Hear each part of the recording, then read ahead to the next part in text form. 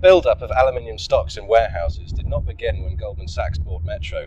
It began when demand collapsed following the failure of Lehman Brothers in 2008. Rather than cutting production, aluminium producers simply sent their metal to the warehouses, and as stocks grew, so did revenues, and that's what attracted the banks.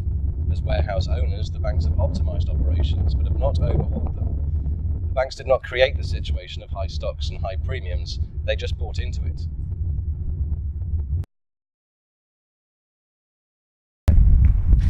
Superior Extrusion's class action lawsuit alleges that the LME and Goldman Sachs have restricted aluminium supplies from warehouses in Detroit and inflated US Midwest aluminium premiums, but neither should much affect Superior's business.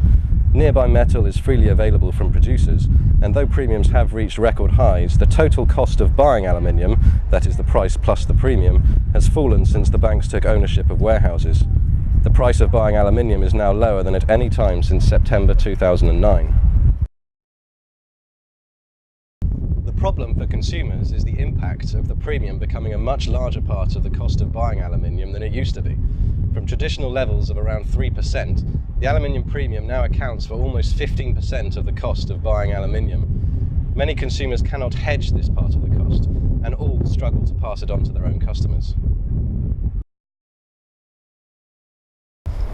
Whatever the outcome of the lawsuits in the USA and the new loadout rules the LME is slating for April next year, both Goldman Sachs and JP Morgan will have to sell their warehousing assets within the next 7 years under the US Bank Holding Act.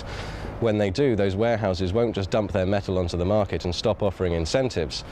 The role of the warehouse companies over the past several years has been determined by the global financial crisis, and a change in ownership won't be enough to change this system. After all, the most likely buyers for both Henry Bath and Metro are other banks.